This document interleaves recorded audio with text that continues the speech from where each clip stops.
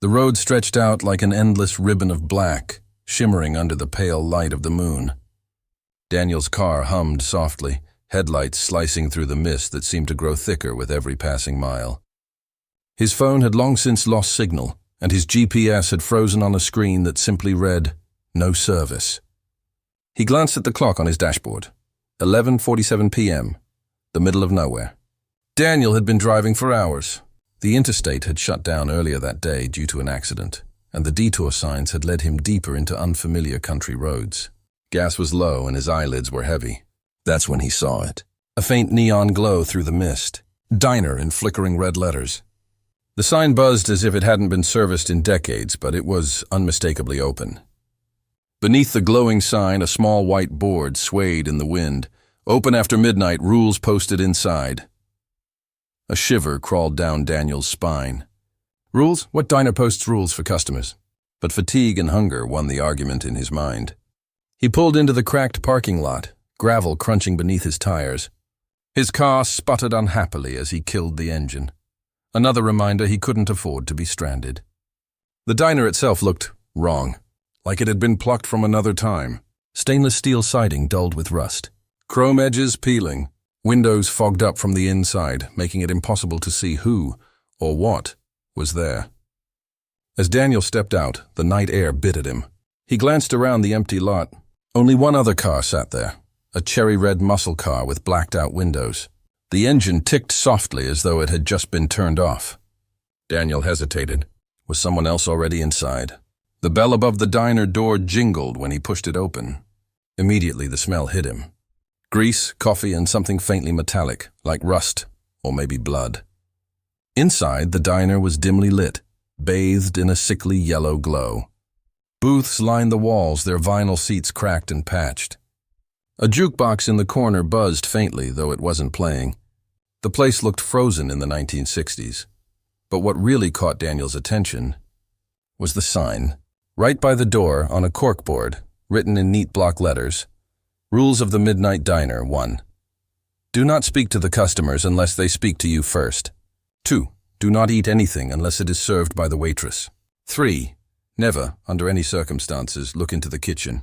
4. If the jukebox starts playing on its own, do not react. 5. When the bell rings at 3 a.m., leave immediately, no matter what." Daniel stared at the rules, his throat dry. A cough broke the silence.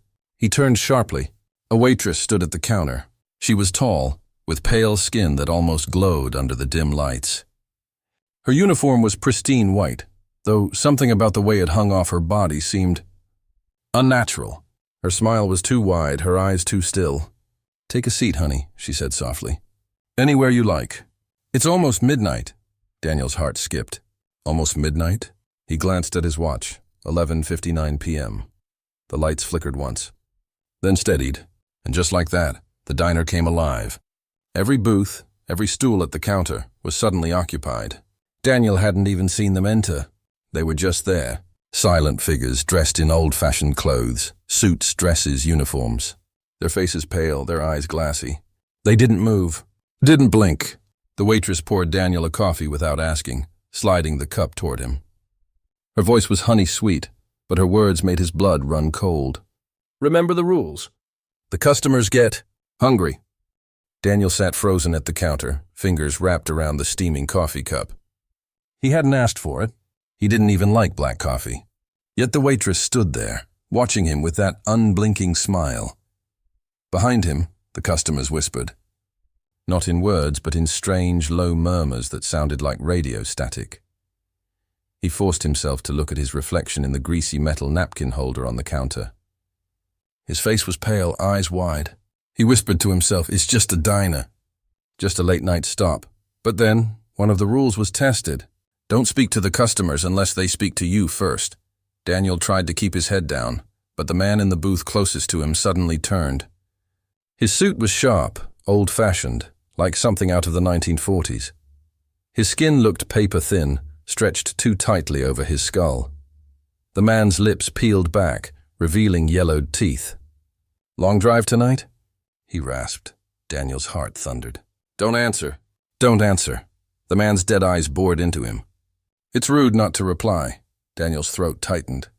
His instinct screamed to say something, to be polite, but his eyes darted to the sign on the corkboard. The rules. So he forced himself to stay silent. The man's smile dropped into something dark, his head twitching unnaturally. He leaned back into his booth, muttering under his breath. The whispers around the diner grew louder, sharper, almost angry. Daniel realized the rules weren't suggestions. They were survival. The waitress glided across the diner, refilling coffee cups for the customers. Daniel noticed that when she poured, the cups didn't steam. The liquid inside was thick and dark like oil. And yet every one of them drank deeply. Then the jukebox, without warning, it flickered to life. A low, crackling tune played, warped and broken, like a record left in the sun. The melody was wrong, jagged, almost painful. Every customer froze mid-motion. Heads turned in unison toward the jukebox. Their mouths opened and they began to hum along in a tone that rattled Daniel's bones. The rule screamed in his mind. If the jukebox starts playing on its own, do not react. His instincts betrayed him. He flinched. Immediately, the waitress's hand clamped onto his shoulder. Her nails dug in like claws, though her smile never faded. "Don't," she whispered, low and sharp. "Don't let them know you can hear it." Daniel nodded quickly, forcing his face into blankness. Slowly, the humming faded. The jukebox clicked off. The customers returned to their silent meals as if nothing had happened. The waitress leaned close to him, her whisper like a blade against his ear. "You're lucky." "They almost noticed you," Daniel's curiosity gnawed at him. Rule number 3 was clear. Never, under any circumstances, look into the kitchen.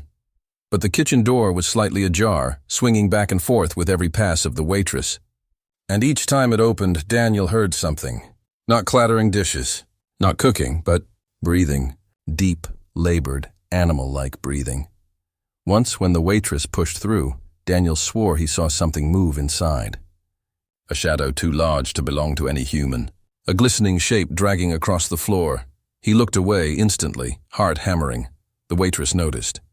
She leaned across the counter, her pale hand gently sliding his coffee cup closer to him.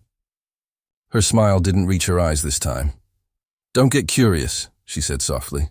"You wouldn't survive what's in there." The night dragged on. Daniel tried to sip the bitter coffee, more to ground himself than out of thirst.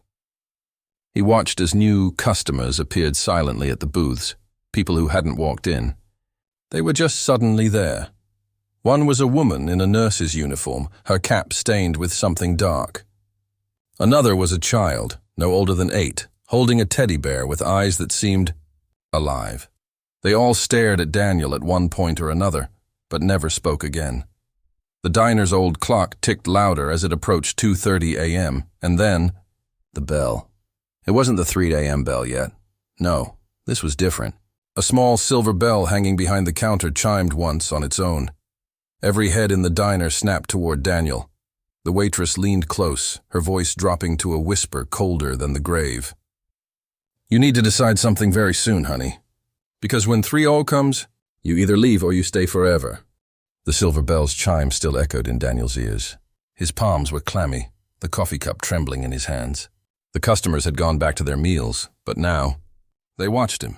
Their cloudy eyes lingered too long, their smiles stretched too wide. The waitress leaned closer.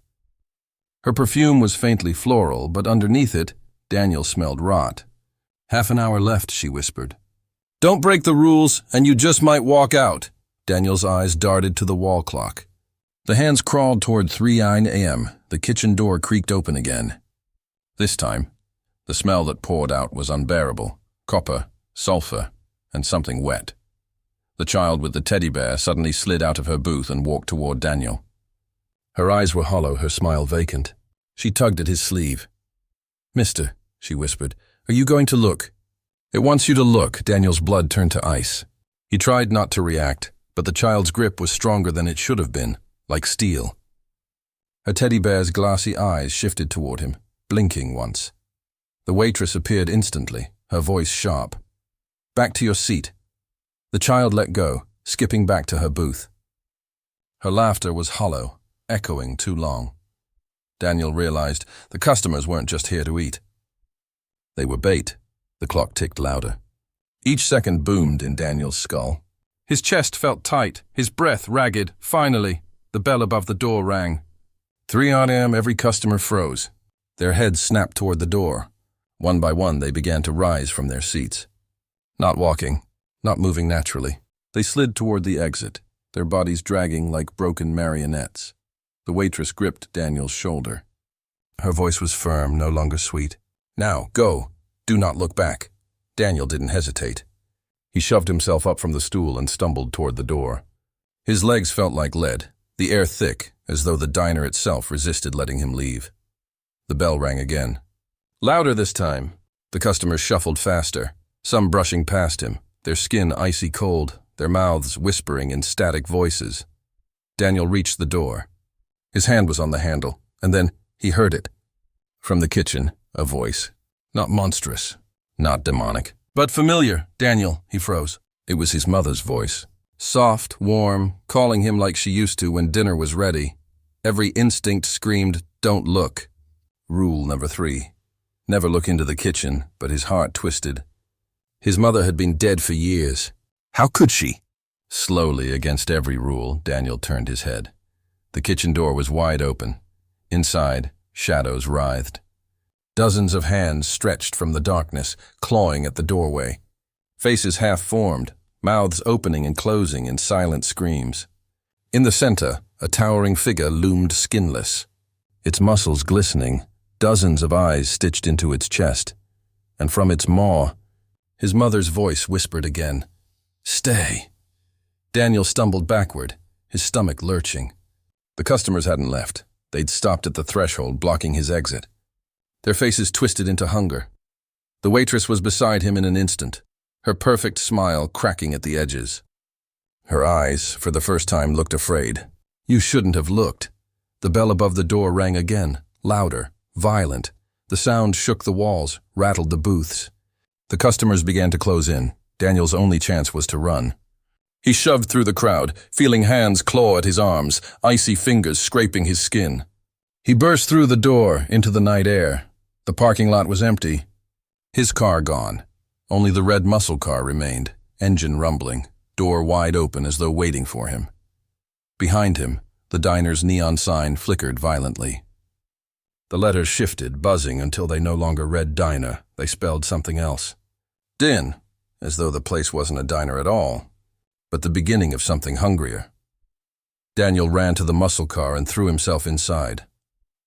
The door slammed shut on its own. The engine roared, and the car sped off down the empty highway. Breathless, Daniel looked into the rearview mirror. The waitress was sitting in the back seat. Her smile stretched wide. "Congratulations, honey," she said.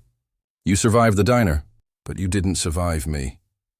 Her face began to split, the skin peeling away like paper, revealing the same eyeless, skinless thing from the kitchen. The headlights cut off. The road disappeared, and Daniel's screams were swallowed by the endless black. Daniel escapes the diner, but unknowingly carries its terror with him. The rules kept him alive inside, but the waitress was never part of the rules.